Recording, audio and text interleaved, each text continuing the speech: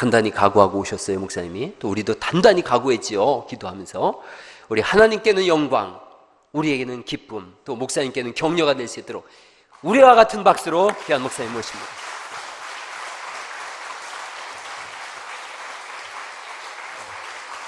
여러분, 그렇게 박수 오래 치지 않으셔도 되는데 반갑습니다. 어제보다는 조금 더 많이 반가우셨죠? 예, 거 보세요. 예, 원래 처음에는 안 반가운데 조금 지나면 이제 반갑고 그렇습니다.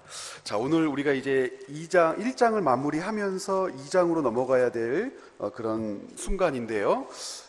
이스라엘 백성들이 하나님의 말씀인 성경을 각 교회마다 공동체마다 받을 때 상황을 한번 생각을 한번 해보십시오. 여러분들 집에는 다 성경책들이 있죠. 여러 권 있고 아마 오늘도 각자 개인의 성경책을 이렇게 가지고 오셨을 거예요. 저도 개인적으로 이제 성경을 한 1, 2년 보다 보면 다 너덜너덜해져 가지고 새로 사고 그러거든요. 그만큼 저희들 성경책 사고 구입하고 개인적으로 소장하는데 별 문제가 없어요. 그런데 2000년 전까지만 하더라도 성경이 책으로 많은 사람들에게 보급되어서 읽혔을까요? 안 그랬겠죠? 2000년 전만 하더라도 종이를 사용한다거나 아주 질 좋은 어떤 필기구가 있다거나 어떤 서적의 종류로서 사람들에게 전달되고 그것을 사고 팔고 뭐 이런 일들이 없었을 거예요.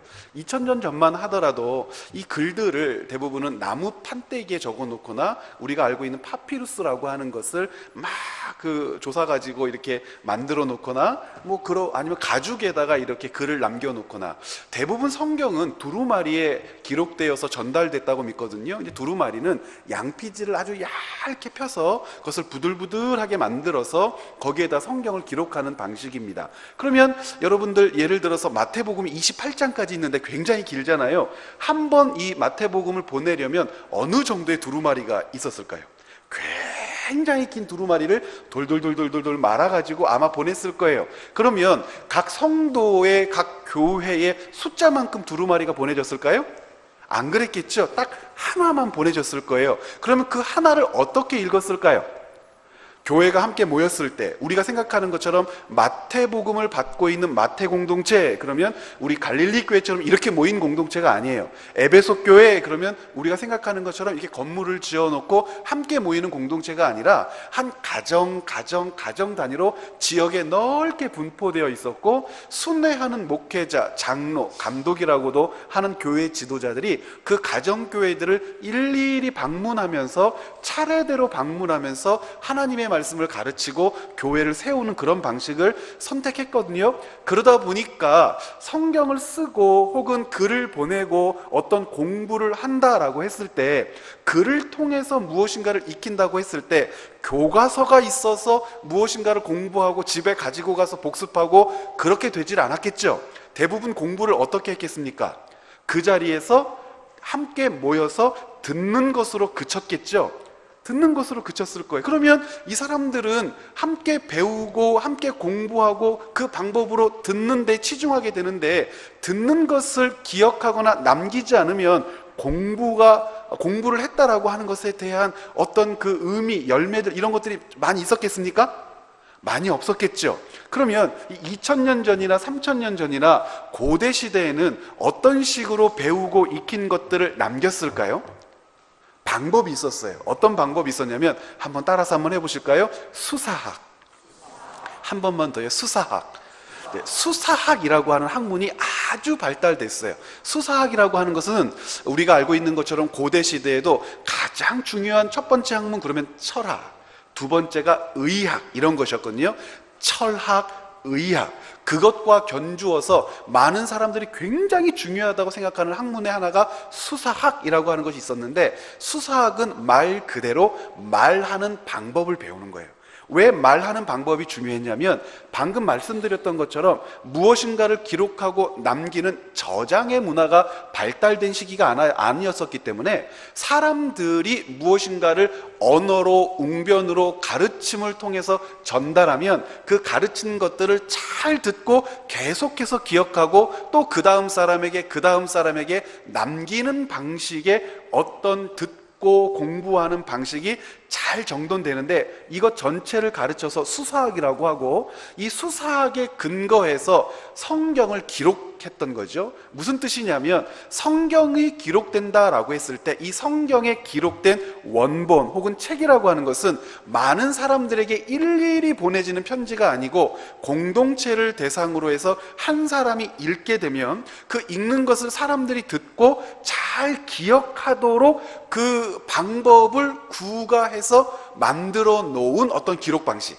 이것을 가르쳐서 수사학이라고 하는데, 그러니까 이 성경은 사람들을 배려해서 기록되어졌을 거예요. 어떤 사람들을 배려해서 기록됐냐면 많은 군중과 회중을 배려해서 한 사람이 기록된 성경을 읽을 때 그 읽는 것은 글을 읽는 것이지만 마치 연설을 하는 것처럼 사람들에게 들리게 되고, 그것은 서로 간에 룰이 있고 질서가 있고 약속이 있어서 그 룰, 질서, 약속대로 말하면 아무리 긴 문장, 아무리 긴 가르침이라도 듣는 사람들은 수사학이라고 하는 서로 간에 약속된 방식에 의해서 듣는 족족 어떻게 되는 겁니까? 기록되게 되는 거죠. 그러니까 기억력이 굉장히 좋았고, 기억력이 좋을 수밖에 없었던 이유는 기억하기 쉽도록 말하고 가르치는 방식이 발달되어 있었고, 기억하기 쉽도록 말하고 가르치는 방식을 그대로 글로 옮겨놓은 겁니다. 그러니까 성경을 읽을 때에는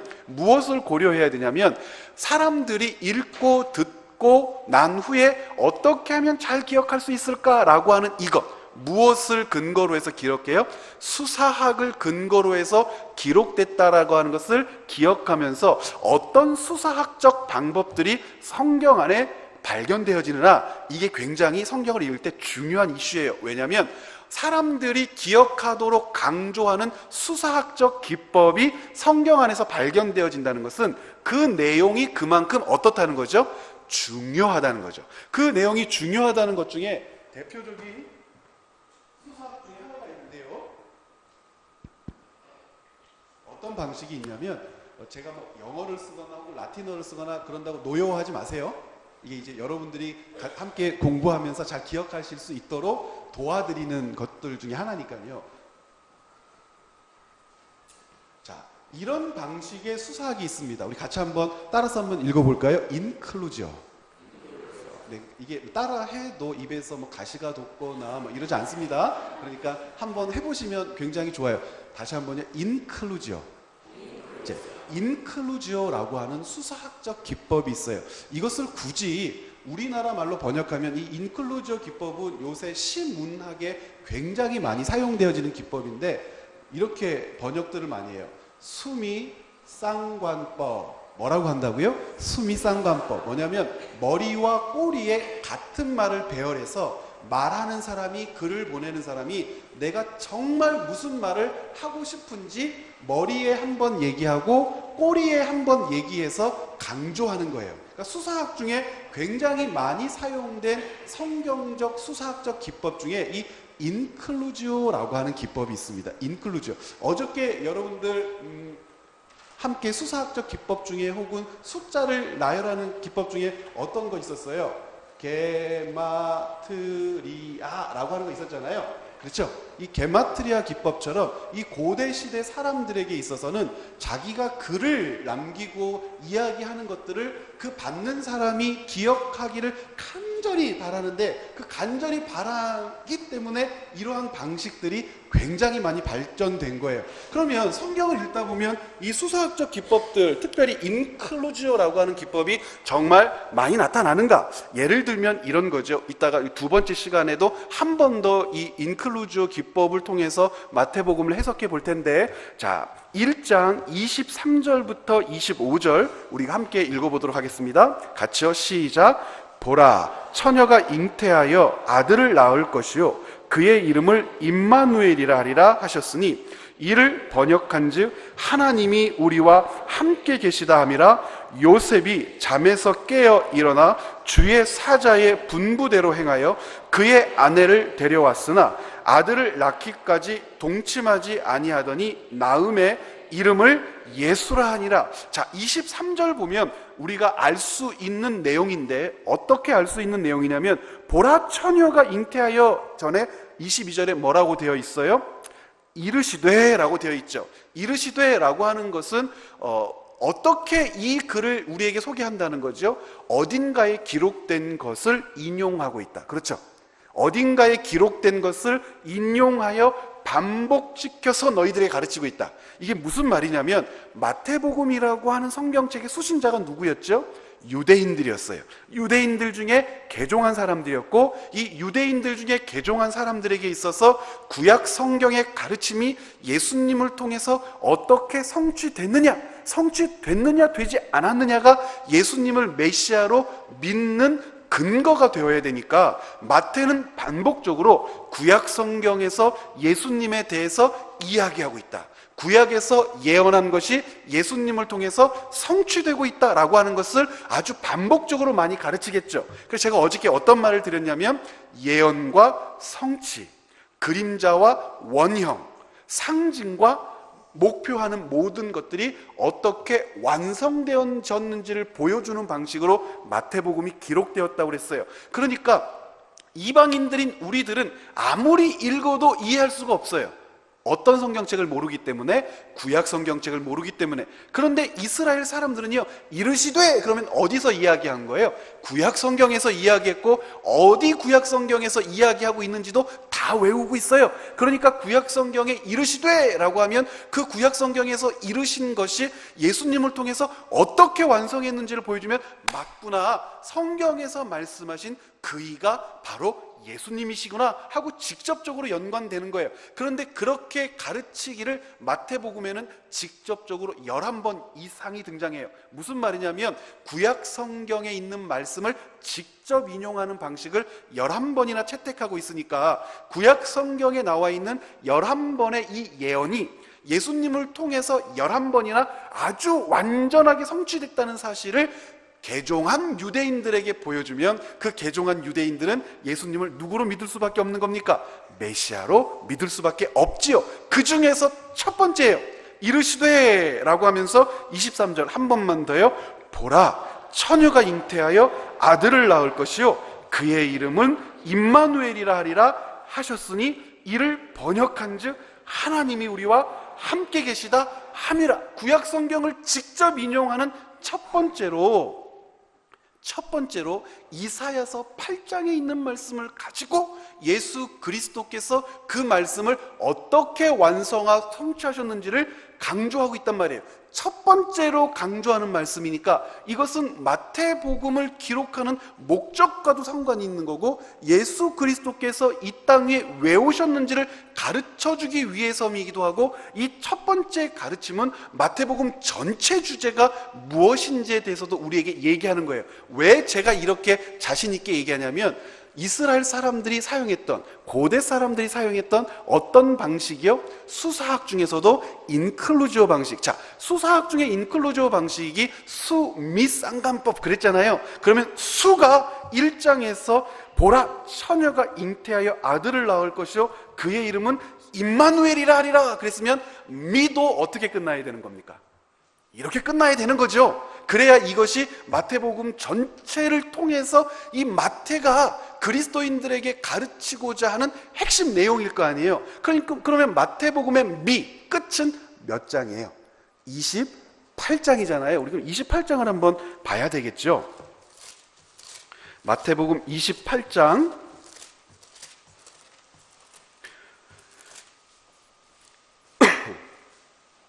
16절부터 같이 한번 읽어보겠습니다.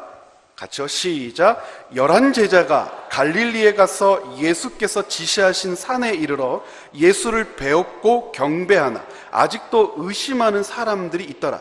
예수께서 나와 말씀하여 이르시되 하늘과 땅의 모든 권세를 내게 주셨으니 그러므로 너희는 가서 모든 민족을 제자로 삼아 아버지와 아들과 성령의 이름으로 세례를 베풀고 내가 너희에게 분부한 모든 것을 가르쳐 지키게 하라. 볼지어다 내가 세상 끝날까지 너희와 항상 함께 있으리라 하시니라. 그렇죠? 제 말이 맞죠? 그러니까 이 마태복음 28장에서의 이 인클루지오는 무엇과 무엇이에요? 임마누엘의 인클루지오, 하나님께서 자기 백성과 함께 하겠다고 말씀하셨고 함께 하신다는 사실을 예수 그리스도를 통하여 가르치셨고, 예수 그리스도를 통하여 하나님이 우리와 함께 하신다는 것이 무슨 의미가 있는지에 대하여 예수님의 공생애를 통하여 가르치셨고, 공생애를 통하여 증거된 바 그 가르침과 역사 안에 들어오는 자들은 이제 세상 끝날까지도 하나님께서 우리와 함께 하신다는 것을 알게 될 뿐만 아니라 하나님께서 함께 하시는 일생을 살게 될 거다라고 하는 것이 마태복음의 기록이에요. 그러므로 우리가 이 마태복음의 이 인클루지오, 하나님이 우리와 함께 하신다라고 하는 이 사상이 무엇인지에 대하여 알지 못하면 마태복음을 읽어도 읽은 게 아니에요. 왜냐하면 그걸 얘기하고 싶은 거예요. 마태복음은 지금 하나님이 우리와 함께 하신다. 여러분, 그 하나님이 우리와 함께 하신다라고 하는 이 개념이 하나님 나라 천국 개념을 통해서도 나타나고요, 하나님이 우리와 함께 하신다라고 하는 이 개념이 교회를 통해서도 나타나고요, 가정을 통해서도 나타나요. 왜 그러냐면 하나님께서 이 땅에 직접 세우신 기관이 둘이죠. 첫 번째 뭘 먼저 세우셨어요? 가정을 세우시고, 두 번째 무엇을 또 세우셨어요? 교회를 세우셨어요. 가정과 교회는 하나님이 이 땅에 직접 세우신 기관입니다. 그러면 왜 가정과 교회를 세우셨어요? 가정이라고 하는 기관은 하나님의 나라, 천국, 완성될 영원한 나라를 볼 수 없고 아직 그 안으로 들어가 보지 못했죠. 우리는 하나님의 나라는 예수 그리스도께서 이 땅에 오심으로 완성될 건데, 그 나라의 영광스러움, 기쁨, 감격, 사랑, 완성된 기쁨이 무엇인지에 대해서 이 땅에서 누리고 보고 살라고 주신 기간이 뭐냐면 가정이에요. 그래서 이 가정이라고 하는 기간은 아직 완성되지 않은 하나님 나라에 대한 감격과 기쁨과 감사와 기다림을 가능하게 하는 기관이기 때문에 여러분, 모든 그리스도인들은 결혼해야 돼요. 여기 혹시 결혼하지 않은 처녀 총각들 있을지 모르는데 여러분들에게는 독신의 은사를 안 주셨어요.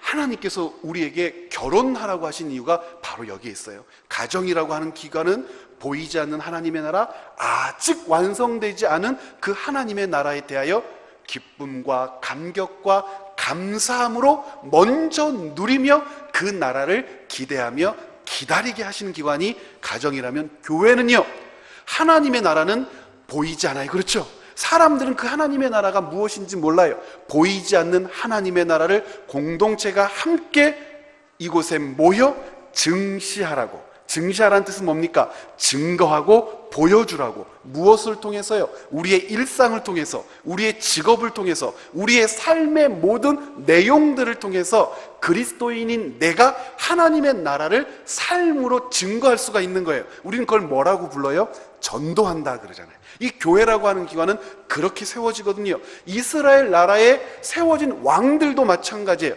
하나님이 우리를 다스리십니다. 하나님이 우리를 통치하십니다. 그것이 하나님 나라가 가지고 있는 아주 중요한 특징인데, 하나님의 통치가 눈에 보여요, 안 보여요? 안 보이죠.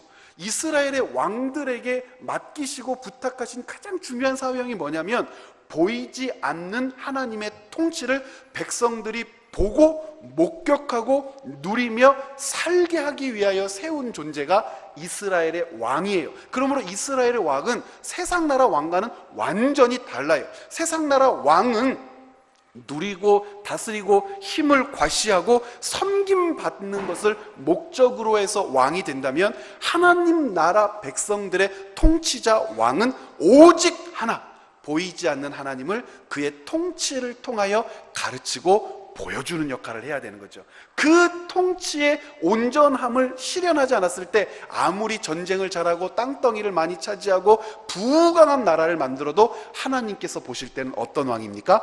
악한 왕이에요. 여러분, 성경 가운데에서 대표적인 유능한 왕이 여럿 있는데 그 중에서도 가장 유능한 왕은 아합이라고 하는 왕이 있어요. 가장 정치적 격동기, 가장 힘들고 어려웠던 시대에 나라를 부강하게 하고 강력하게 이끌었던 왕이지만 세상에서 가장 악랄한 왕이라고 하나님이 그러세요.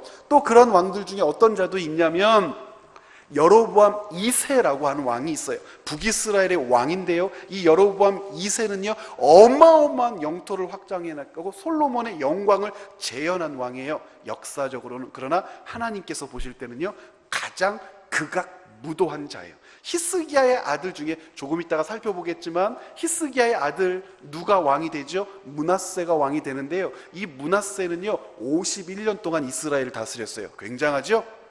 다윗과 솔로몬보다도 훨씬 더 많이 다스렸단 말이에요. 51년 동안 이스라엘을 다스렸다는 건 뭡니까? 그의 치세와 권세와 영광과 능력을 감히 그 누구도 업신여기지 못하고 주위 나라들도 이 므낫세의 치세를 방해할 수 없을 만큼 그가 유다의 왕으로서 그 권력을 누렸다는 거예요.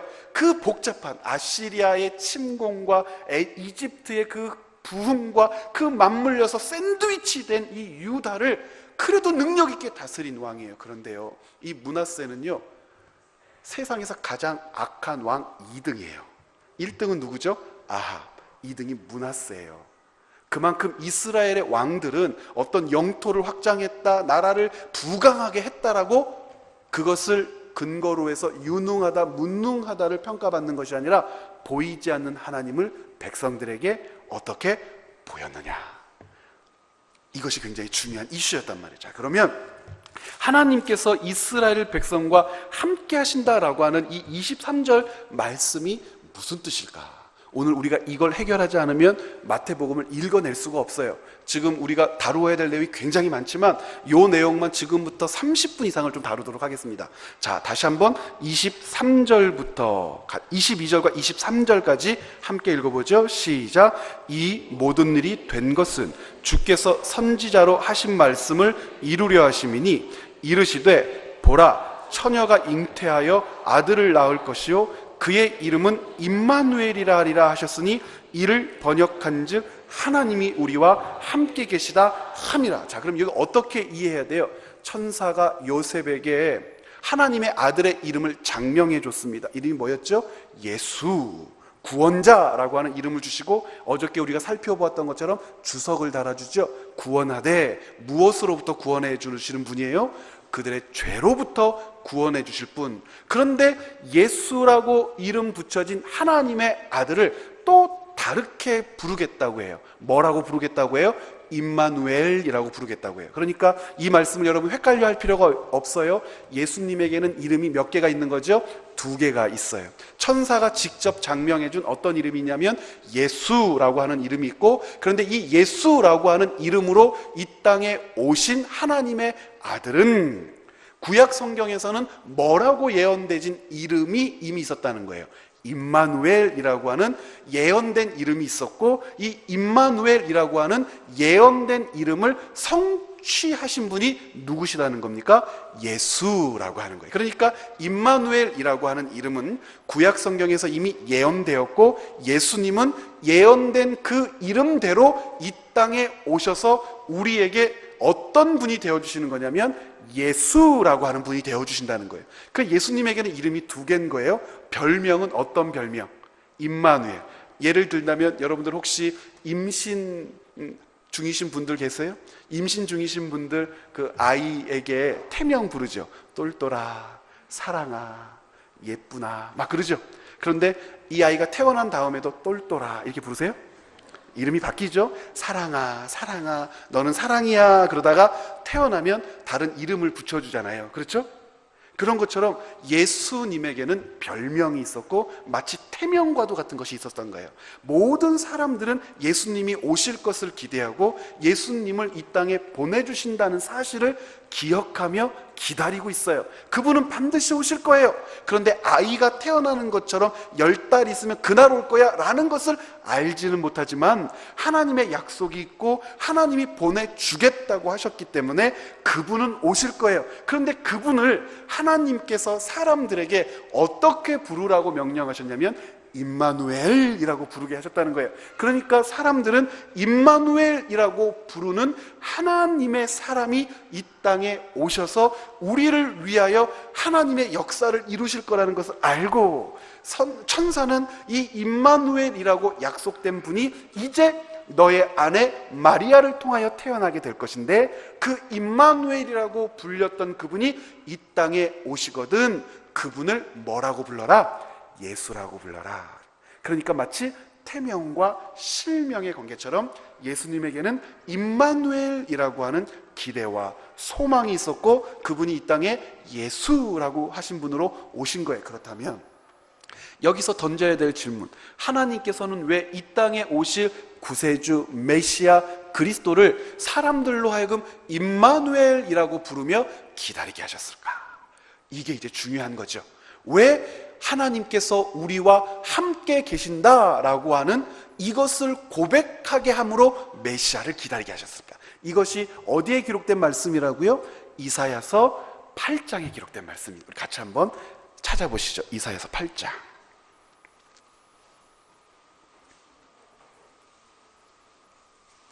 제가 가지고 있는 성경 980쪽쯤에 있습니다. 여러분, 8장 그리고 7장 이 두 부분을 함께 좀 먼저 살펴볼 텐데요. 여러분 먼저 7장을 먼저 보시겠습니까? 7장에 보면 7장 1절에 누가 나오죠? 같이 한번 읽어봐요. 우시아의 손자요 요담의 아들인 유다의 아하스 왕 때에 아람의 르신 왕과 르말야의 아들 이스라엘이 베가 왕이 올라와서 예루살렘을 쳤으나 능히 이기지 못하니라. 여러분, 이게 무슨 말이냐면 이것은 결론을 이야기한 거예요. 어떤 결론이냐면 이런 일이 있었다. 이런 일이 있었다. 어떤 일이 있었다고 되어 있어요? 우시아의 손자요 요담의 아들인 유다의 아하스 왕 때에, 아하스 왕 때에 어떤 일이 있었냐면 북쪽의 이스라엘과 우리가 알고 있는 아람이라고 하는 나라가 있었어요. 여러분, 이스라엘이 남과 북으로 갈라졌죠? 남은 유다라고 부르고 북은 뭐라고 불렀어요? 이스라엘. 그 이스라엘 또 바로 위에 어떤 나라가 있었냐면 아람이라고도 부르고 수리아라고도 부르고 시리아라고도 부르고 다메섹이라고도 부르고 다마스커스라고도 부르는 거예요. 지금도 그 나라가 있습니까? 없습니까? 있어요. IS의 주둔 지역, IS의 발생 지역, 시리아. 그래서 시리아 난민들이 지중해 연안으로 많이 흩어지고 이런 얘기 듣잖아요. 이 당시에 있었던 시리아가 지금의 그 시리아입니다. 그러니까 지금은 시리아라고 부르는데 성경에서는 시리아라고 하지 않고 뭐라고 하냐면 수리아라고, 수리아라고 부를 때도 많지만 수리아라고 하는 명칭보다는 그 수리아의 주 상업 도시였던 다메섹이라고도 부르고, 지금은 다메섹이라고 하지 않고 시리아의 수도는 뭐라고 불러요? 다마스커스. 그러니까 성경 지명은 다메섹, 세계사 지명은 다마스커스, 성경 지명은 수리아, 세계사 지명은 시리아라고도 부르는데 일반적으로 이 문명권을 아람 문명권 그럽니다. 그래서 이 나라를 뭐라고 부르냐면 아람이라고도 부르고, 이 아람이 가지고 있었던 언어가 이 고대 근동을 장악했던 지역이 있었기 때문에 예수님 당시에도 이 사람들로부터 발달되어 퍼진 언어인 아람어를 공용어로 사용했어요. 그만큼 영향력 있는 나라인데, 이 아람이라고 하는 나라와 북쪽 이스라엘이 연합군을 형성해서 유다를 향하여 쳐들어왔을 때가 있었습니다. 왜 유다를 향하여 쳐들어왔냐면 아시리아라고 하는 나라 들어보셨죠? 아시리아. 북쪽에 니누웨를 중심으로 해서 아수르라고 하는 나라가 아주 강력해지기 시작했어요. 아수르라고 하는 나라가 팽창 정책을 펴나가면서 남쪽으로 동쪽으로 영토를 확장해 나가는데, 이 아수르가 니누웨를 중심으로 해서 세계사에서 유명한 강 중에 티그리스 강과 유프라테스 강을 들어보셨어요? 이 티그리스 강과 유프라테스 강을 점령하고 동쪽 지역까지를 점령해 내려오고 남쪽으로 계속 그 세력을 확장시켜 나가는데, 첫 번째로 점령하여서 무너뜨릴 나라가 어디냐면 아람이었었고, 아람이 무너지면 그 다음은 어디가 무너지는 겁니까? 북이스라엘이 무너지죠. 그래서 이 아람과 북이스라엘이 고민을 하다가 아시리아가 점점 저 세력을 확달하고 그것을 어떻게 하면 막지 그랬는데 아람 혼자서도 못 막고 아람이 무너지면 북이스라엘도 무너지니까 아람과 북이스라엘이 조약을 맺습니다. 연합군을 형성해서 우리가 아시리아를 막아내자 그런 거예요. 그런데 이 연합군을 형성해서 아시리아를 막아내는데 찝찝한 게 있어요. 뭐가 찝찝하냐면 남쪽에 유다라고 하는 나라가 있잖아요. 이 유다는 이 당시만 하더라도 북쪽의 이스라엘과 아람과 사이가 안 좋았어요. 그래서 이 두 나라가 연합군을 형성해서 아시리아를 막아내고 아수르를 막아낼 때에 남쪽에서 치고 올라오면 무방비 상태가 돼서 자기들의 영토를 잃어버리잖아요. 그래서 사신을 보내요. 아하스 왕 때. 어떤 사신을 보내냐면 아시리아가 아수르가 이렇게 세력을 평창해 나가는데 우리가 앉아서 당하고 있을 수는 없으니까 유다야 너도 동참해서 삼국 동맹을 이루어 이 아시리아 세력을 막아내자 그러는 거예요. 그러면 여러분 어떻게 해야 됩니까? 동참해야 되죠. 그런데 이 아하스라고 하는 왕이 다스릴 때 아하스는 누구의 아버지냐면 히스기야의 아버지예요. 히스기야의 아들이 누구라고 그랬어요? 므낫세. 므낫세의 아들이 누구죠? 아몬. 아몬의 아들이 누구죠? 요시야. 요시야 이후에 여호아하스, 여호야킨, 시드기야라고 하면서 유다 나라가 멸망하죠. 한 번 들으면 다 외우고 그러셔야 돼요. 이 아하스 왕 때에 이런 일이 벌어지는데 이 아하스와 히스기야 왕 때에 활동했던 유명한 궁중 선지자가 있었어요. 이 선지자는 일반 대중을 대상으로 활동했던 것이 아니고 이스라엘의 궁중, 귀족 그리고 권력자들을 중심으로 해서 하나님의 뜻을 가르쳐줬던 선지자인데 그 선지자가 누구냐면 이사야라고 하는 선지자입니다.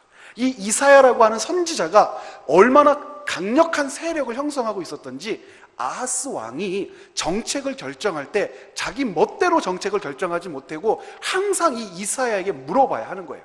그런데 이 아하스 때에 삼국 동맹을 결성하여 아시리아를 막자라고 사신이 오고 이 사신의 이야기를 이사야에게 물어봤더니 이사야가 화가 났어요.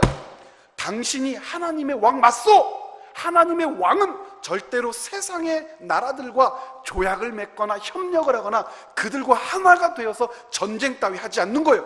하나님의 백성은 누가 지키셔? 하나님이 지키십니다.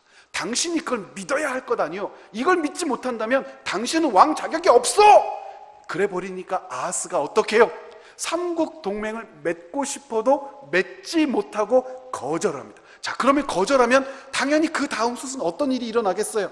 이 북이스라엘과 아람이 아시리아가 팽창해서 내려오기 전에 감사하게도 다행히게도 이 아시리아 내에 내부 정치적인 문제가 발생해서 팽창 정책이 잠깐 멈췄어요. 왜냐하면 그 국내 안에 반란이 일어나가지고 반란 세력을 진압하느라고 권력 가진 자들이 싸움에 몰두하고 있는 중에 팽창 정책이 잠깐 멈추니까 이 틈을 타서 아람과 북이스라엘이 연합군을 형성해서 삼국 동맹에 동참하지 않는 남유다를 어떻게 해야 됩니까? 해결하겠다고 전쟁을 일으킨 거예요. 그 전쟁을 일으킨 것을 배경으로 해서 기록된 성경책이 7장과 8장입니다. 아하스는 누구 말대로 삼국 동맹을 안 맺었어요? 이사야 말대로. 그러면 아하스는 이사야 말대로 삼국 동맹을 안 맺었는데 이국이 연합군을 형성해서 치고 내려오니까 이사야가 밉겠어요? 존경스럽겠어요? 밉죠. 열받죠. 짜증나죠. 선지자라고 하나 있는 게 진짜 이 나라를 구하는 하나님의 메시지를 전한 것 맞아! 라고 하면서 분노를 일으키고 있을 때 하나님께서 이사야에게 명령하셔서 그 짜증내고 승질내고 하나님을 신뢰하지 못하는 저 거지 같은 왕 누구요? 히스기야의 아버지 아하스를 좀 만나라 라고 하는 장면이 7장에 기록된 겁니다. 그래서 7장에 뭐라고 하는지 한번 볼까요? 자, 1절 먼저 한번 읽어볼까요? 시작. 우시아의 손자요 요담의 아들인 유다의 아하스 왕 때에 아람의 르신 왕과 르말랴의 아들 이스라엘의 베가 왕이 올라와서 예루살렘을 쳤으나 능히 이기지 못하니라. 자, 이것이 결론이에요. 결국은 두 나라가 동맹을 일으켜서 유다를 쳤지만 이겨요? 이기지 못해요? 이기지 못해요. 그러면 왜 이기지 못했냐를 설명해야 되잖아요. 그 왜 이기지 못했냐를 설명하는 것이 2절부터의 기록입니다. 자, 2절부터 한번 읽어볼까요? 어떤 사람이 다윗의 집에 알려 이르되 아람이 에브라임과 동맹하였다 하셨으므로 왕의 마음과 그의 백성의 마음이 숲이 바람의 흔들림같이 흔들렸더라. 자, 2절이 무슨 뜻인지 알죠? 누가 누구와 동맹했어요? 아람이 에브라임과. 자, 북이스라엘을 일컫는 말이 여러 가지가 있는데 하나는 야고바. 왜 야고바 이렇게 일컬을까요? 이스라엘은 야곱의 12아들로 된 나라인데 이 12아들 중에서 10아들 10개 지파가 북쪽으로 올라가서 세운 나라가 이스라엘이에요. 북이스라엘. 그러니까 이 북이스라엘을 지칭할 때는 북이스라엘이라고 부르지 않고 이스라엘 내부에서는 야고바라고 부르고 이 북이스라엘에도 장자와 같은 권위를 가진 지파가 있었는데 남쪽에는 어떤 지파입니까? 유다죠. 북쪽에는 요셉의 둘째 아들이었던 에브라임입니다. 에브라임이 장자와 같은 권위를 가지고 있었기 때문에 야곱의 축복대로 북이스라엘을 지칭할 때는 뭐라고 지칭해요? 에브라임아 혹은 사마리아야 그래요. 사마리아는 이 북이스라엘의 뭘까요? 수도입니다. 수도. 유다의 수도가 예루살렘인 것처럼 북이스라엘의 수도는 사마리아죠. 그래서 아람과 에브라임이 동맹하였다는 말을 아하스가 들었어요. 이제 심란하죠. 유다의 군대로는 이길 수 있습니까? 없습니까? 없어요. 그때에 3절 시작. 그때에 여호와께서 이사야에게 이르시되 너와 네 아들 스알 야숲은 윗못 수도 끝 세탁자의 밭 큰 길에 나가서 아하스를 만나라. 이게 무슨 말이냐면 빨래터가 있어요. 빨래터.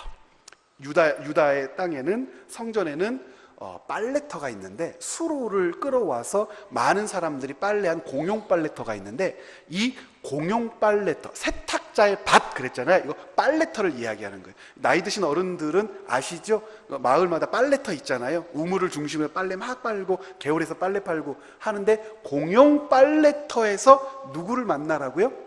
아하스를 만나. 왜 하필이면 공용 빨래터일까?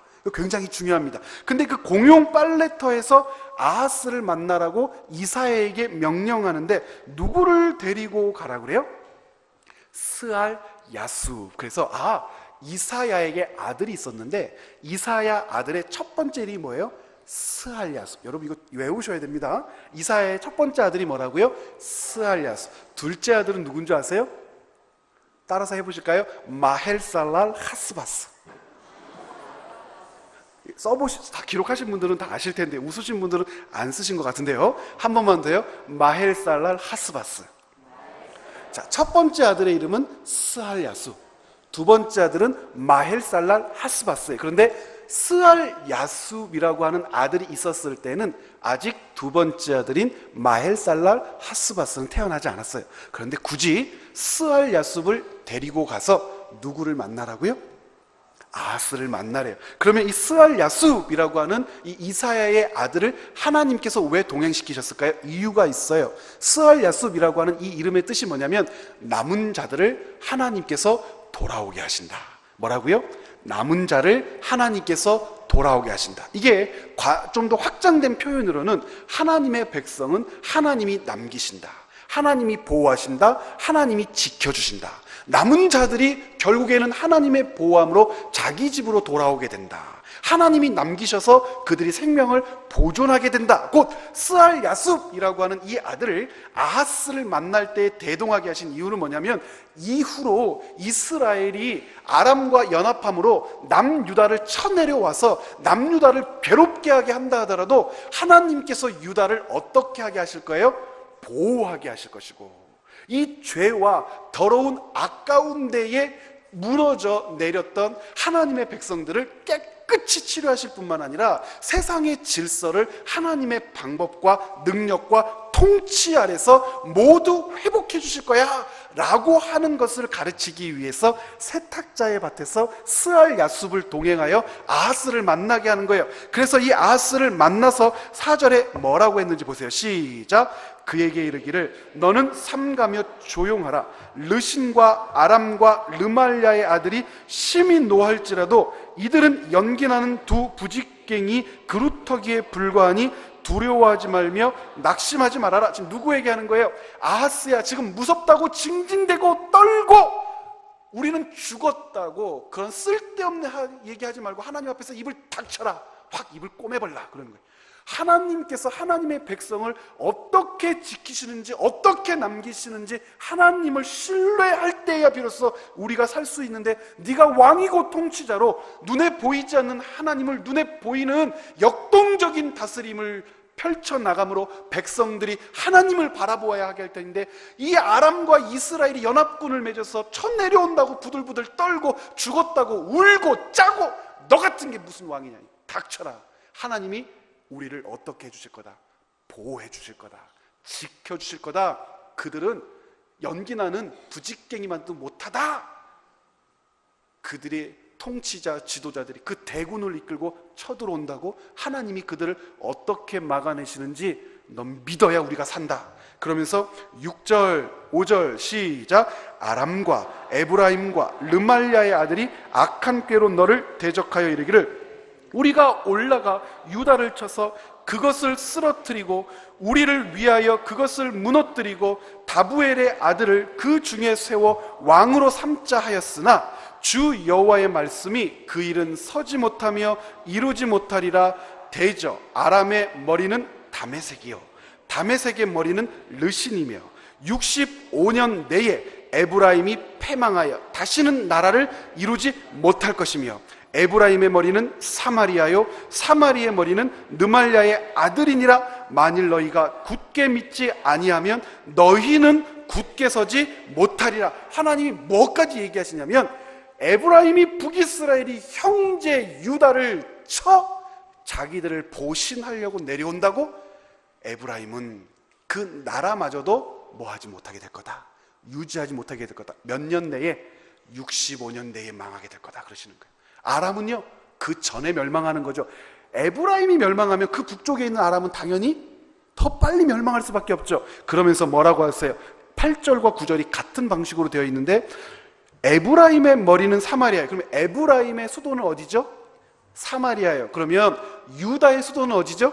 예루살렘이요. 같은 말이죠. 그리고 사마리아의 머리는 르말야의 아들이니라. 르말야의 아들은 뭘 가르치는 거죠? 왕을 가르치는 거죠. 그렇죠? 사마리아의 머리는 르말야의 아들이니라. 그러면 예루살렘의 머리는 누구죠? 이 방식대로 한다면 지금 왕 아하스잖아요. 그런데 예루살렘 머리는 아하스, 네가 아니다 이 자식아. 지금 누가 머리라는 거예요? 하나님이라는 거예요.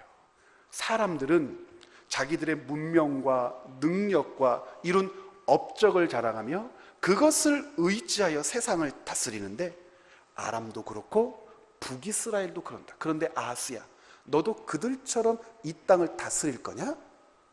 그들의 머리는, 그들의 능력은, 그들의 힘의 원천은 그들이 이룬 영토와 이룬 문명과 가진 무기와 부와 명성일지 모르지만, 이스라엘의 머리는 예루살렘이요 예루살렘의 머리는 누구예요? 여호와 하나님이라고 고백해라. 그러면 네가 사는 거야. 이렇게 얘기하는 겁니다. 여러분, 우리에게도 동일하게 말씀하시죠?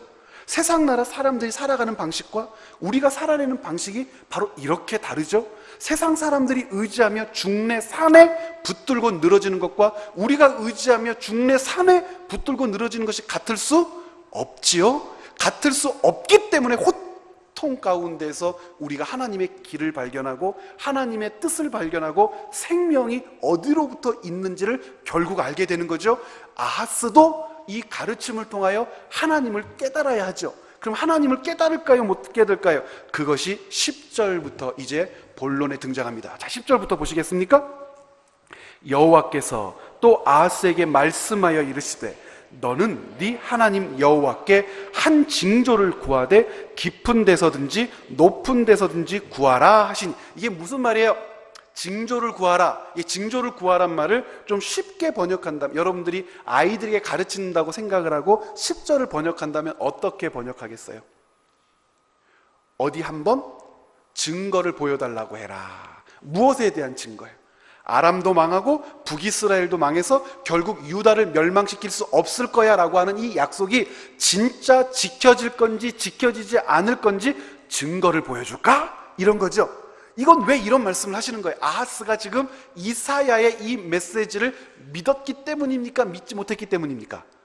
믿지 못하고 있는 거예요. 의심스럽게 하나님을 신뢰하면 우리는 산다라고 이야기하고 있지만 이 아하스가 정말 그럴까라고 하며 믿음과 신뢰를 하나님께 두지 않으니까 너무 하나님 화가 나서 이사야에게 말씀하시기를 아하스에게 말해라. 증거를 보여주겠다고 해라. 증거를 구하라고 해라. 어려운 거 구해도 보여줄 거고 쉬운 거 구해도 보여줄 거다. 말도 안 되는 것을 요구해도 하나님이 유다를 하나님의 방법으로 지켜내신다는 사실을 보여줄 거니까 증거를 구하라고 해라. 그랬더니 11절에 아하스가 뭐라고 합니까? 12절까지 12절에 시작. 아하스가 이르되 나는 구하지 아니하겠나이다. 나는 여호와를 시험하지 아니하겠나이다 한지라. 대표적으로 오해하는 말씀이에요. 어떻게 오해하냐면 아하스가 믿음이 있구나. 그래서 이 말씀을 해석하고 가르칠 때에 아하스처럼 하나님을 뭐 하지 맙시다, 시험하지 맙시다 그래. 이것은 아하스처럼 하나님을 시험하지 맙시다가 아니고 아하스가 하나님을 시험하지 않겠다고 한 것은 하나님을 믿었기 때문이 아니라 하나님을 신뢰하지 않았기 때문이에요. 무슨 말이냐면 여러분 이 7장을 북마크 해 놓으시고 열왕기하 16장으로 한번 가보시겠습니까? 뒤로 넘기셔서 동일한 역사, 요 장면을 보여주는 동일한 역사인 열왕기하 16장을 한번 가보시죠. 5절부터 9절까지 동일한 말씀입니다. 이제 읽으면 금방 이해가 될 거예요. 589쪽 열왕기하 16장 5절부터 같이 한번 읽어볼까요? 시작. 이때에 아람의 왕 르신과 이스라엘 왕 르말야의 아들 베가가 예루살렘에 올라와서 싸우려 하여 아하스를 애워쌌으나 능히 이기지 못하니라. 똑같죠? 7장 1절하고 똑같죠? 그러면서 6절 시작.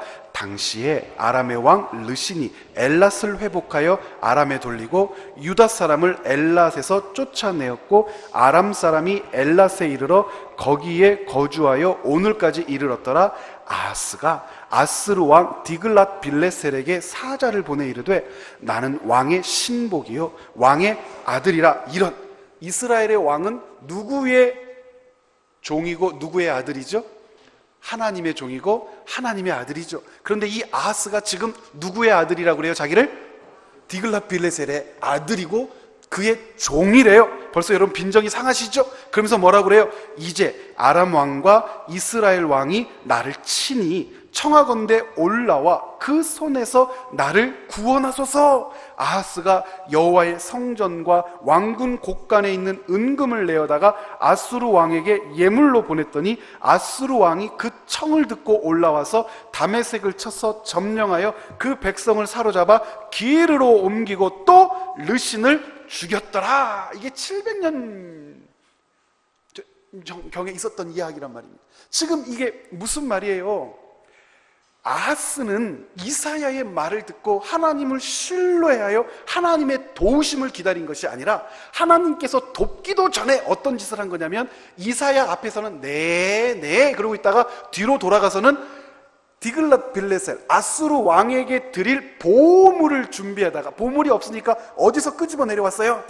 여호와의 궁전 성전 안에 있는 것들을 다 끄집어 내려와서 은금 보석을 가득 실은 마차를 저 북쪽 아수르 땅에 보내고 아수르 왕에게 도움을 요청하고 아수르 왕에게 자기가 친히 종의 자리까지 낮아질 테니까 나를 좀 살려주세요 하고 이미 뭘 보낸 상태입니까? 사신을 보낸 상태예요. 그때 이사야가 아하스에게 하나님을 신뢰하여 하나님이 너를 살리실 거니까 하나님께 어렵든지 쉽든지 하나님이 정말 살려주실 건지 안 살려주실 건지 증거를 달라고 해라 했더니 아하스가 뭐라고 그래요?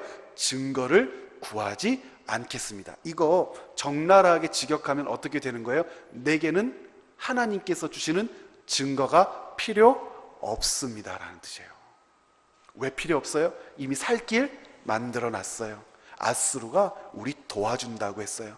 아수르를 의지할 거기 때문에 우리 더 이상 염려 없어요. 그럼에도 불구하고 이사야가 자존심이 많이 상해요. 하나님께 징조를 구하지 않는 이 아하스에게 12절, 13절 이렇게 얘기합니다. 시작. 이사야가 이르되 다윗의 집이여 원하건대 들을지어다. 너희가 사람을 괴롭히고서 그것을 작은 일로 여겨 또 나의 하나님을 괴롭게 하려느냐. 무슨 말이에요? 네가 지금 하나님을 신뢰하지 않고 하나님의 섭리와 통치를 의지하지 않고 아하스 너 아수르의 디글라빌레셀에게 모든 재물을 갖다 바치면서 생명을 구걸함으로 하나님의 백성을 네 힘과 아수르의 힘으로 보존할 수 있을까라고 생각하고 있느냐?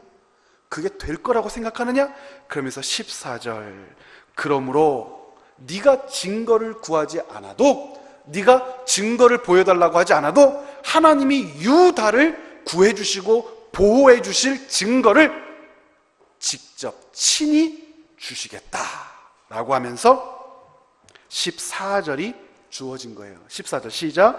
그러므로 주께서 친히 징조를 너희에게 주실 것이라. 보라, 처녀가 잉태하여 아들을 낳을 것이요 그의 이름을 임마누엘이라 하리라. 여러분, 여기서 처녀라고 하는 단어가 히브리어 단어 알마. 이 알마라고 하는 단어는 결혼하지 않은, 출산하지 않은 처녀를 가르치는 것이 아니고 아주머니, 여인이라고 번역되는 단어입니다. 굳이 처녀라고 번역하려면 어떤 단어를 써야 되냐면 아샤라는 단어를 써야 됩니다. 아샤. 이 아샤라고 하는 단어를 쓰면 처녀가 맞습니다. 그런데 히브리어 성경에는 알마라고 되어 있어요. 여인. 그런데 이사야서의 우리 성경에는 뭐라고 되어 있어요? 처녀. 그러면 왜 히브리어에는 여인, 젊은 여자라고 되어 있는 것이 우리 성경에는 처녀로 되어 있을까요? 왜 그러냐면 히브리어 성경을 번역할 때 한 것이 아니고 셉추아진타를 참고해서 그렇습니다. 이 셉추아진타는 어떤 성경이냐면 지금 제가 이렇게 말씀드리는 거 다 외워놓으셔야 됩니다.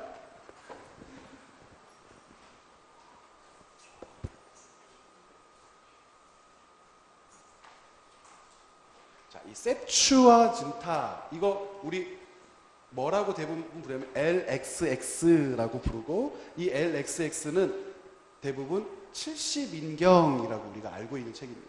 70인경은 어떤 책을 70인경이라고 하냐면 구약 성경이 여러 언어로 되어 있어요. 되게 이상하죠? 여러 언어로 되어 있다는 게, 구약 성경은 구약 성경이니까 히브리어로 되어 있어야 되잖아요. 그런데 이스라엘 백성들이 여기저기로 흩어져 가면서 히브리어를 다 잊어버려요.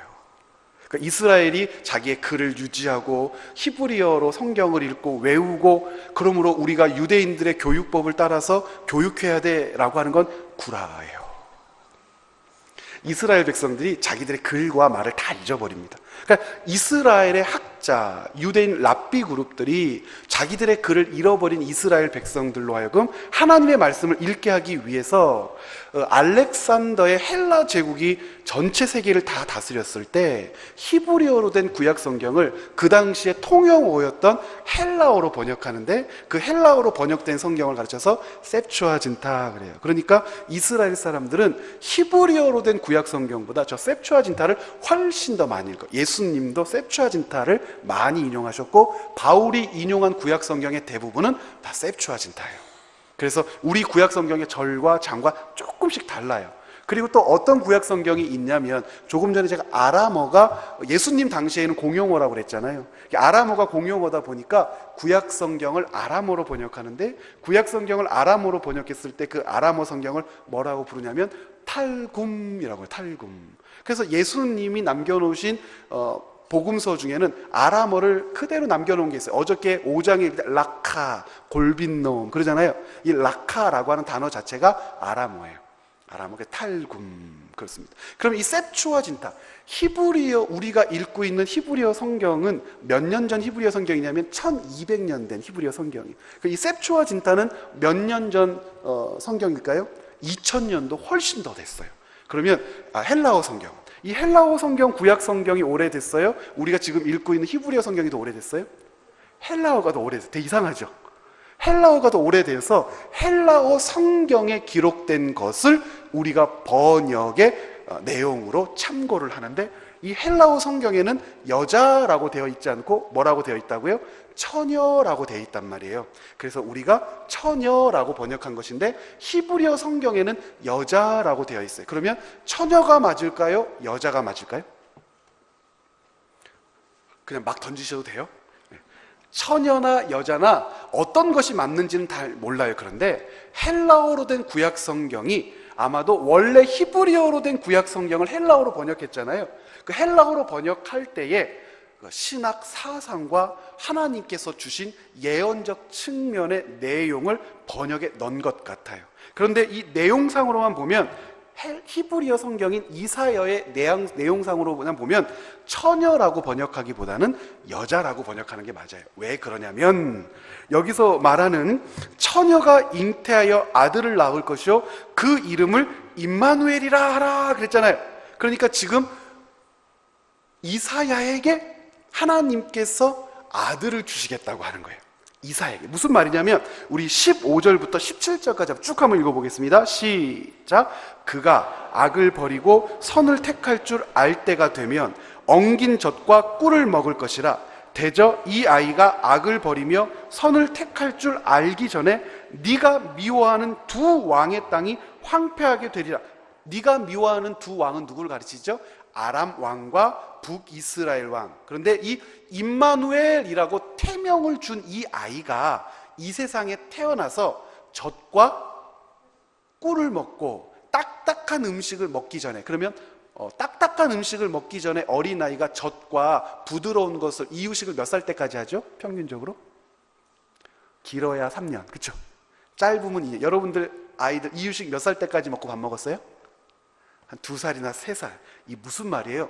하나님께서 이 세상에 임마누엘이라고 하는 태명을 가진 아이를 줄 거고, 그 아이가 이 세상에 태어날 건데, 그 아이가 몇 살이 되기 전에 2살이나 3살이 되기 전에 이스라엘을 괴롭히는 아하스, 너를 괴롭히는 북이스라엘과 아람의 왕이, 그리고 그들이 다스리는 땅이 어떻게 될 거다? 황폐하게 될 거다. 그러니까 하나님의 말씀이 2-3년 내에 유다를 괴롭히고 연합국을 형성했던 북이스라엘과 아람이 이 지구상에서 어떻게 될 거라는 거예요? 사라지게 될 거예요. 굉장히 직접적인 예언이죠. 그러니까 2-3년만 견뎌라. 하나님께서 너희를 어떻게 할 거니까? 구원해낼 거니까 라고 하는 말입니다. 그래서 17절 함께 읽어요. 시작. 여호와께서 에브라임이 유다를 떠날 때부터 당하여 보지 못한 날을 너와 내 백성과 내 아버지 집에 임하게 하시리니 곧 아수르 왕이 오는 날이라. 곧 유다가 아닌 유다를 괴롭힌 북쪽의 에브라임, 북이스라엘이 어디에 의해서 망하게 될 거예요? 아수르. 자, 그러면 여러분 잘 생각을 해보세요. 열왕기하 16장 5절 봤더니 결국 유다가 누구 때문에 도움을 받죠?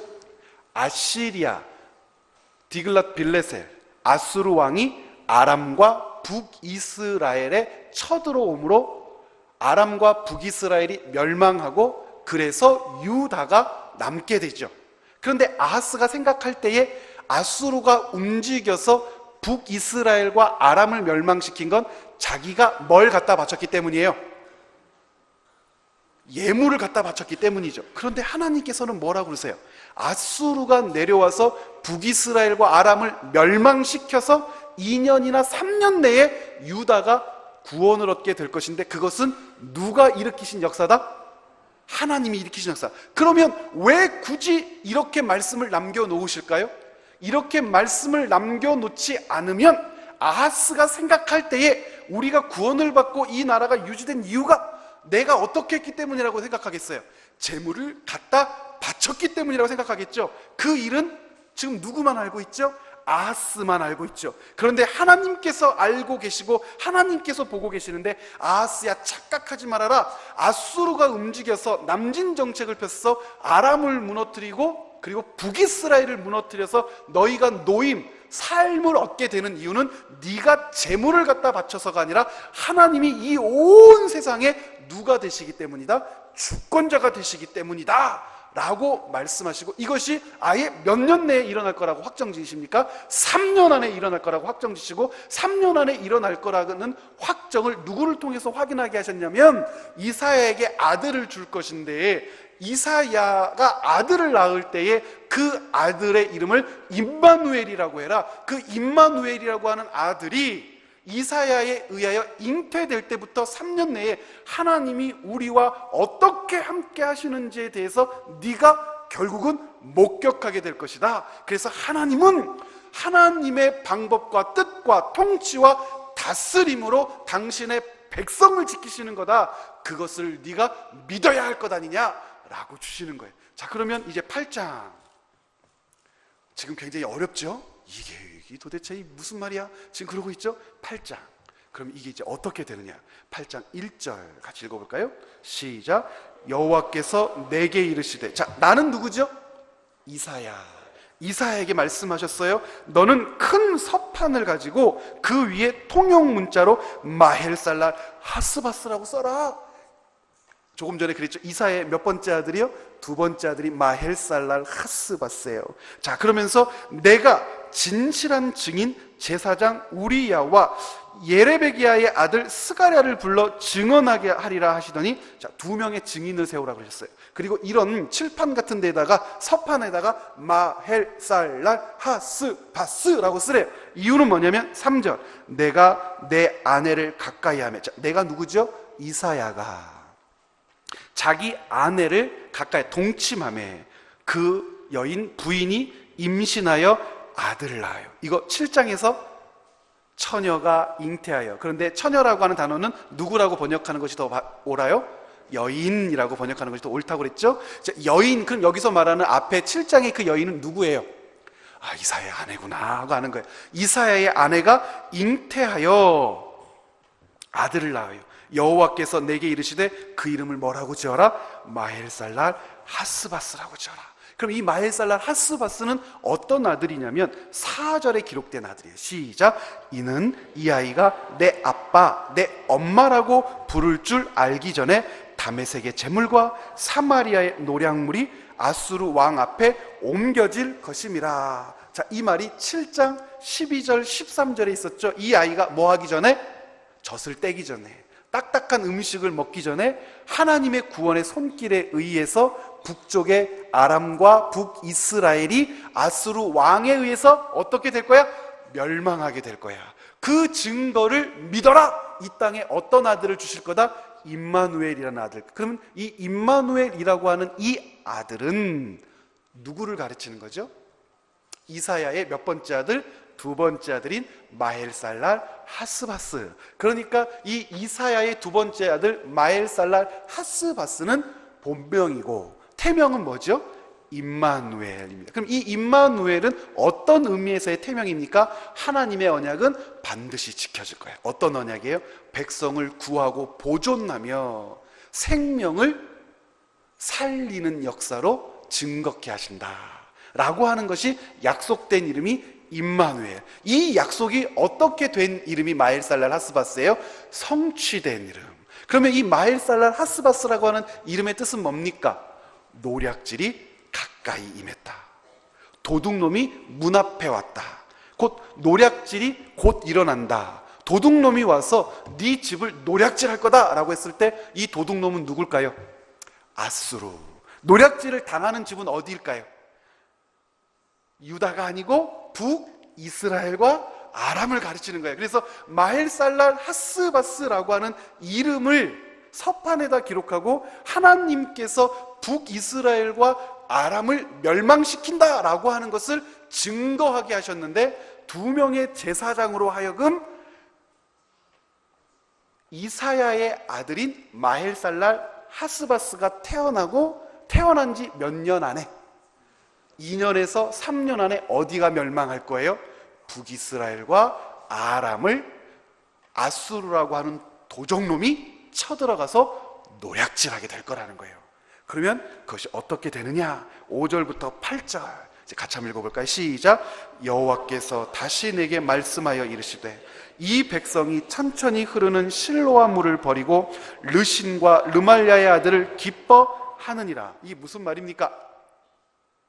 하나님을 신뢰하지 않고 예전에 아람을 의지하고 아스루와 통행하며 그들과 함께 우상을 섬겼는데 결국에는 그 아람과 북이스라엘이 유다를 멸망시키는 나라가 됐지. 그러면서 7절 시작. 그러므로 주 내가 흉용하고 창일한 큰 하수 곧 아수르 왕과 그의 모든 위력으로 그들을 뒤덮을 것이라. 그 모든 골짜기에 차고 모든 언덕에 넘쳐 흘러 유다에 들어와서 가득하여 목에까지 미치리라. 임마누엘이여 그가 펴는 날개가 내 땅에 가득하리라. 그러니까 임마누엘이여 그가 펴는 날개가 내 땅에 가득하리라. 이 말은 무슨 말입니까? 유다가 아무리 자기 생명을 보존하려고 하고 이전에 아람을 의지하고 아수르를 의지하고 그들의 우상들을 섬겼을 때에 그들이 그것들로 말미암아 생명을 얻고 그들이 그것들로 말미암아 기쁘고 감사하고 감격할 수 있었던 것이 아니지 않느냐. 하나님께로부터 더 떨어져 나고 하나님께로부터 더 멀어져 가고 하나님이 도와주시지 않으면 살 수 없는 지경에까지 떨어지고 패망의 목전에까지 미쳤던 적이 있었는데도 하나님이 구하시고 살리시면서 지금까지 보존되었다. 그런데 내가 유다 이 나라를 지금도 사랑한다. 아하스라고 하는 왕이 보물을 끌어다가 아수르를 의지해서 아람과 북이스라엘이 쳐들어오는 것을 막을 수 있다고 생각하지만 아람과 북이스라엘이 아수르에 의해 망하는 것도 재물을 갖다 바쳤기 때문이 아니라 하나님의 섭리 때문이고 아수르가 아람과 북이스라엘을 멸망시키고 영원히 보존될 것 같지만 북이스라엘과 아람을 멸망시킨 아수르도 결국에는 어떻게 될 겁니까? 멸망하게 되고 말 거라는 거예요. 하나님이 함께 해주시지 않으면 임마누엘, 하나님의 백성은 하나님이 함께 해주시지 않으면 세상의 권세, 힘, 능력, 그들이 가지고 있는 소유로 자기를 보호하거나 자기를 살리거나 생명을 유지하거나 생명을 연장시킬 수 없다라고 하는 사실을 하나님의 역사와 통치와 다스림이 일어날 때에 비로소 목격하게 될 거라는 거예요. 임마누엘이신 하나님이 어떻게 우리를 위하여 일하시는지, 임마누엘이신 하나님이 어떻게 우리와 함께 하셨는지, 너희의 꼬라지, 너희의 모습, 너희의 상태, 하나님을 대하는 너희의 태도는 하나님이 너희와 함께 할 수 없을 만큼 우상 숭배자였고 세상의 세력을 의지하는 자였고 돈을 사랑했던 자였고 명예를 추구하는 자였고 돈과 땅을 얻을 수만 있다면 바알도 섬기고 아세라도 섬기고 부강하고 능력 있을 수만 있다면 다곤도 섬기고 몰록도 섬기면서 하나님을 모욕하고 하나님을 외면했지만 하나님의 사랑과 인애와 하나님의 관심과 하나님이 너희를 향하여 베푸신 긍휼이라고 하는 것은 그럼에도 불구하고 임마누엘로 너희와 함께 할 거라는 거예요. 그래서 너희가 생명을 얻게 될 건데 과연 너희는 내가 너희와 함께하여 생명을 얻었다고 고백하지 않을 거지. 그러나 그 어떤 누구도 내가 너희와 함께함으로 생명을 얻었다는 것을 부인하지 못하게 하리라. 이사야에게 두 번째 아들 임마누엘을 주어 그가 2년 3년 자라기 전에 이 모든 일이 완성됨을 보며 너희는 나를 너희의 구세주로, 통치자로, 진정한 생명의 주권자로 믿을 수밖에 없을 거다. 그래서 히스기야가 끝까지 하나님을 배반하지 않습니다. 자기 아버지는 어떻게 해서든지 세상의 나라와 힘을 의지하여 그 나라를 유지하고 보존하려고 했지만 히스기야는 어떻게 그 나라를 보존한 줄 아세요? 한번 이사야서 36장부터 39장까지를 전체를 읽어야 되는데요, 여러분들 시험 받으실까 봐 전체는 읽지 않고 몇 장을 함께 보시냐면 37장부터 함께 보시겠습니다. 37장 20절, 21절, 22절. 여러분, 그 랍사게라고 하는 이 잡놈이, 랍사게는 누굽니까? 디글랏 빌레셀 이후로 산헤립이 아수르를 통치하게 되는데 이 산헤립이 데리고 왔던 통역관이에요. 이 랍사게는 이 통역관으로 하나님을 조롱하고 모욕하며 히스기야에게 끊임없이 아시리아에게 항복하라고 종용합니다. 그 모진 이야기, 그 두려운 이야기를 히스기야가 듣고 어떻게 반응하는지 보십시오.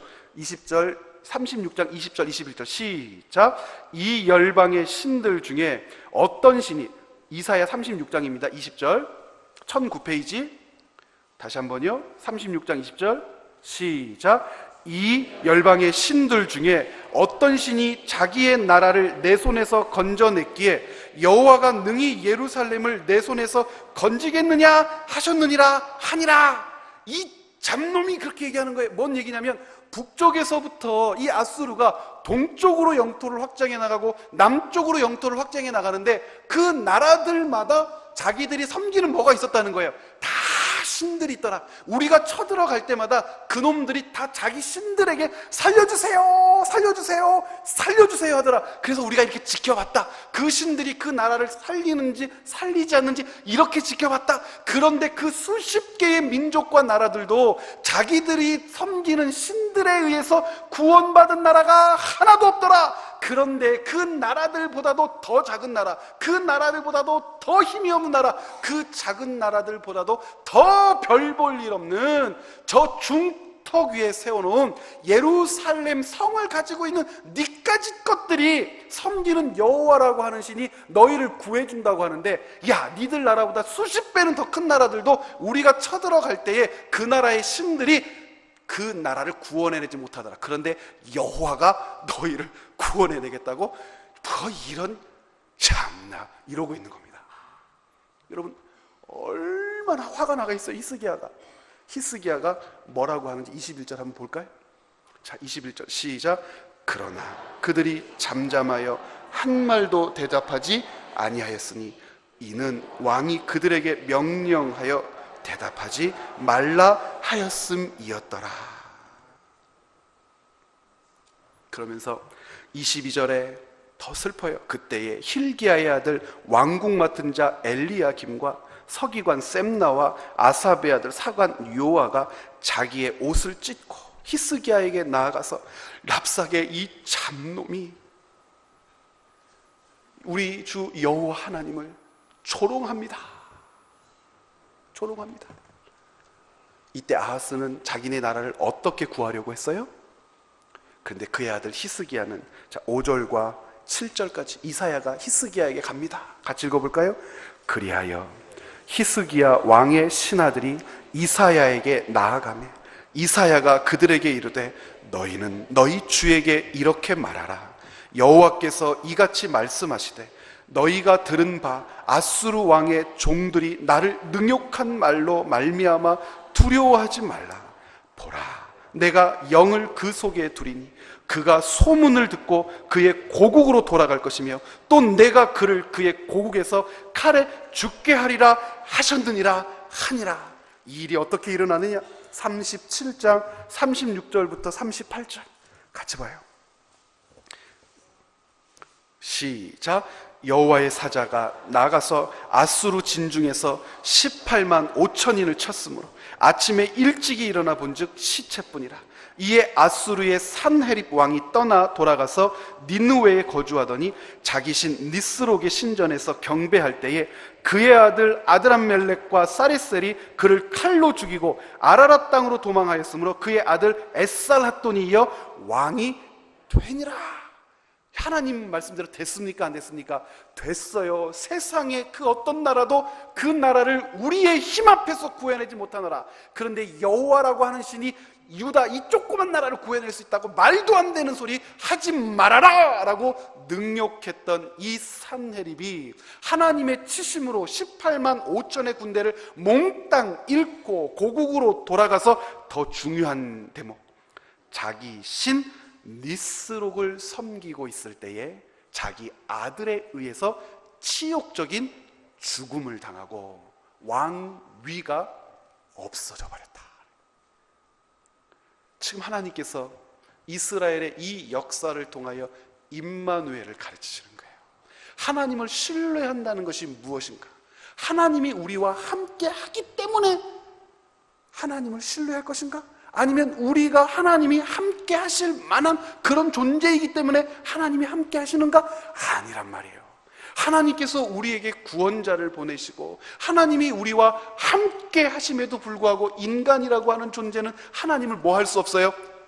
신뢰할 수 없어요. 신뢰하지 않으면 하나님이 그 백성, 자기 백성이라고 하는 백성을 어떻게 하셔요? 버리신다고요? 아니요. 하나님을 신뢰하지 않고 하나님을 의지하지 않아도 하나님의 그 긍휼과 사랑의 생명 베푸심은 결코 뭐 되지 않을 거예요?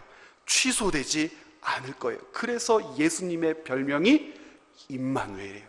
예수님께서 하나님의 구원자로 이 땅에 오셔서 하나님 나라 복음을 선포하시되 그 복음 아래 무릎 꿇고 예수 그리스도를 영접한 자가 몇이나 있었습니까? 예수 그리스도께 십자가에 달려 돌아가실 때 그 십자가 곁을 지켰던 제자가 있었습니까? 예수 그리스도께서 부활하셨을 때 그 부활을 믿었던 제자가 있었겠습니까? 그럼에도 불구하고 하나님께서는 자기 아들을 십자가에 못 박은 그 백성들을 향하여 임마누엘로 함께 해주시겠다고 약속하신 언약의 메시아가 바로 예수님이라는 거예요.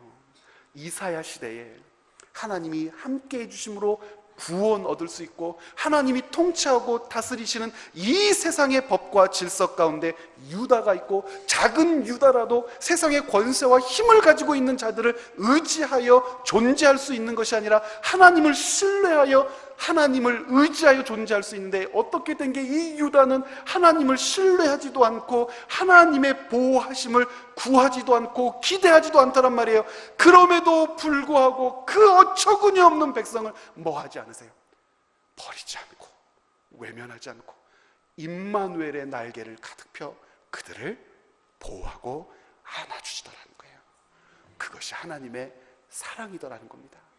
그래서 우리가 이 땅 가운데 살면서도 하나님의 구원 안에서 탈락하지 않는 겁니다.